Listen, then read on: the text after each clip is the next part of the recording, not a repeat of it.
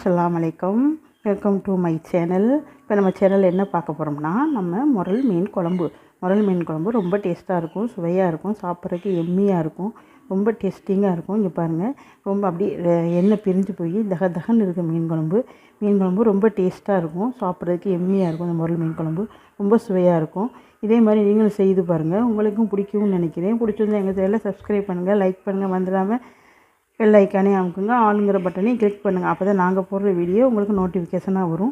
மறந்துடாமல் எங்கள் சேனலை சப்ஸ்கிரைப் பண்ணி வச்சுக்கோங்க. அப்போ தான் நாங்கள் போடுற வீடியோ சீக்கிரமாக வரும். பெரிய லைக் பண்ணுங்கள், அப்போ தான் எங்கள் வீடியோ ஷேர் ஆகும். மறந்துடாமல் சப்ஸ்கிரைப் பண்ணி லைக் பண்ணுங்கள். பிடிச்சிருந்தா உங்கள் ஃப்ரெண்ட்ஸுக்கும் ரிலேட்டிவ்க்கும் ஷேர் பண்ணுங்கள். வாங்க வீடியோக்குள்ளே போகலாம். இங்கே பாருங்கள், இதெல்லாம் முரல் மீன் வச்சுருக்கேன். இந்த முரல் மீன் 3/4 கிலோ வாங்கி வச்சுருக்கேன். இதை எப்படி குழம்பு வைக்கிறேன்னு பார்க்கலாம். வாங்க வீடியோக்குள்ளே போகலாம். இப்போ அடுப்பில் ஒரு சட்டி வச்சுருக்கேன். அதில் எண்ணெய் சேர்த்துக்கிடுவோம். தேவையான அளவு எண்ணெய் சேர்த்துக்கலாம். இப்போ தேவையான அளவு எண்ணெய் சேர்த்தாச்சு. இப்போ இந்த எண்ணெய் காயட்டும். இப்போ பாருங்கள், இதில் மீடியம் சைஸ் வெங்காயம் 3 வெங்காயம் நறுக்கி வச்சுருக்கேன். 5 பச்சை மிளகா, 1/2 தக்காளி நறுக்கி வச்சுருக்கேன். இப்போ பாருங்கள், இது பெரிய சைஸ் தக்காளி, 2 தக்காளி மிக்சியில் எடுத்து வச்சுருக்கேன் அரைக்கிறதுக்காக. இதை அரைச்சிட்டு வந்து பார்க்கலாம். இப்போ பாருங்கள், சட்டி நல்லா எண்ணெய் காஞ்சிருச்சு. இப்போ இதில் வெந்தயம் 1/2 ஸ்பூன், ஜீரகம் 1/2 ஸ்பூன் வச்சுருக்கேன். இதையும் சேர்த்துக்கலாம் தாளிப்புக்கு. இப்போ நல்லா பொரிஞ்சிருச்சு. இப்போ வெங்காயத்தை சேர்த்துக்கலாம். இப்போ பாருங்கள், வெங்காயம் நல்லா வதங்கிக்கிட்டு இருக்கு. இப்போ இதில் ஒரு 5 பச்சை மிளகா சேர்த்துக்குவோம். 5 பச்சை மிளகாயும் சேர்த்து நல்லா வதக்கி விட்டுக்கிடுவோம்.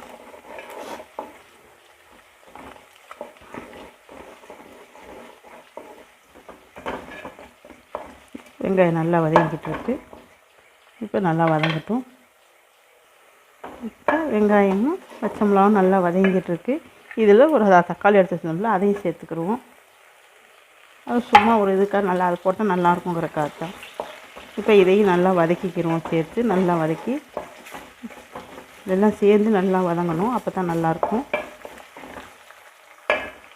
இப்போ பாருங்கள், ஒரு பெரிய லெமன் சைஸ் புளி எடுத்து அதை தண்ணியில் அலசிட்டு ஊற வச்சுருக்கேன். இது ஒரு பக்கம் ஊறட்டும்.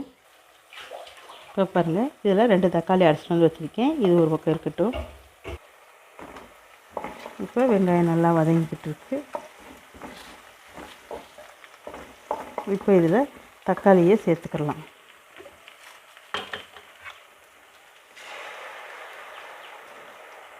இப்போ இதில் தக்காளி சேர்த்தாச்சு. இப்போ தக்காளி சேர்த்து இப்போ நல்லா வதக்கி விட்டுக்குருவோம். தக்காளி வெங்காயம் தக்காளி எல்லாம் சேர்ந்து நல்லா வதங்கணும். இப்போ பாருங்கள், தக்காளி விழுது நல்லா வதங்கிருச்சு. தக்காளி விழுது நல்லா சேர்ந்து வதங்கிருச்சு. இப்போ இதில் வரமிளகாய்த்தூள் சேர்த்துக்கலாம்.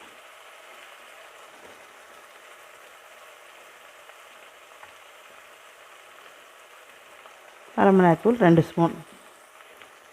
இதையும் சேர்த்து இந்த எண்ணெயிலே நல்லா வதக்கிறோம். அந்த பச்சை ஸ்மெல் போகிற வரையும் அந்த மிளகாய்த்தூளுடைய ராஸ்மெல் போகணும். அப்போ தான் நல்லாயிருக்கும். அதையும் சேர்த்து நல்லா வதக்கி விட்டுக்கிறோம்.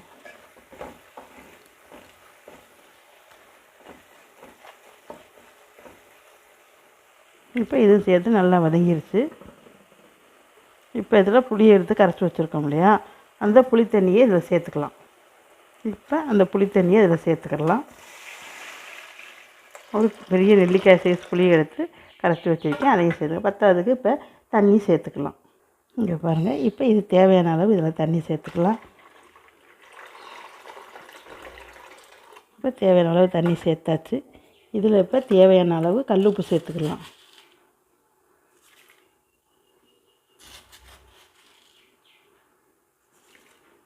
இப்போ தேவையான அளவு கல்லுப்பு சேர்த்தாச்சு. இப்போ இதையும் சேர்த்து இப்போ நல்லா கலக்கி விட்டுக்குவோம். இப்போ குழம்பு மிளகாய்த்தூள் சேர்த்துக்கலாம். இப்போ இதில் குழம்பு மிளகாய்த்தூள் சேர்த்துக்கலாம். 1 2 3 இது 3 ஸ்பூன் சேர்த்து இதையும் நல்லா மிக்ஸ் பண்ணிக்கிறோம்.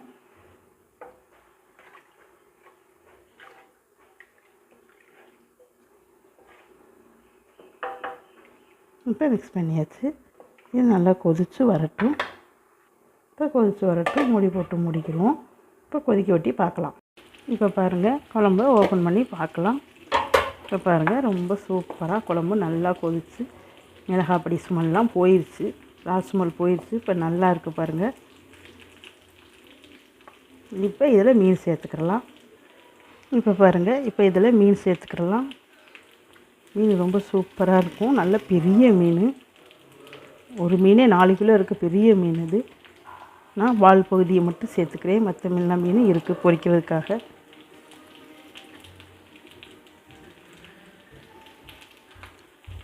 இப்போ எல்லா மீனையும் சேர்த்தாச்சு. இப்போ குழம்பு மீன் உடையாமல் நல்ல பக்குவமாக கிண்டி விட்டுக்கலாம். இப்போ கிண்டி விட்டாச்சு. இப்போ இதில் மூடி போட்டு மூடிக்கிறலாம், குழம்பு கொதிக்கட்டும். இப்போ பாருங்கள், மீன் போட்டு இப்போ குழம்பு நல்லா கொதிக்க போகுது. நல்லா மீன் கொதிச்சிச்சுன்னா சூப்பராக இருக்கும். மீன் நல்லா வெந்து வந்துச்சுன்னா குழம்பு எண்ணெயெல்லாம் பிரிஞ்சு இப்போ சூப்பராக இருக்குது. இதில் நம்ம இப்போ இதில் செனையும் சேர்த்துக்கிறலாம்.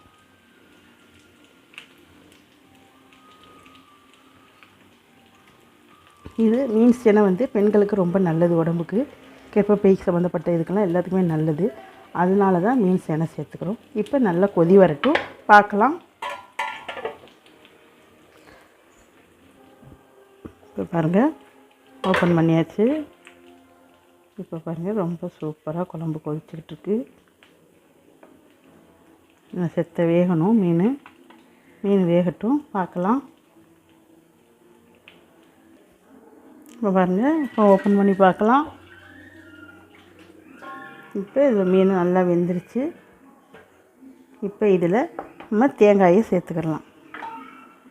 சின்ன தேங்காயில் ஒரு மூடி எடுத்து அரைச்சி வச்சுருக்கேன், அதை சேர்த்துக்கிடுவோம். அதை சேர்த்தாச்சு. இப்போ மிக்ஸி அலசி தண்ணி சேர்த்துக்கிடலாம். மிக்ஸி அலசி தண்ணியும் சேர்த்தாச்சு. இப்போ மீன் உடையாமல் பக்குவமாக கிண்டி விட்டுக்கலாம்.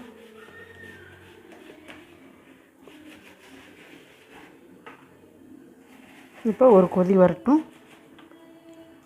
அது மூடி போட்டு மூடிக்குவோம்.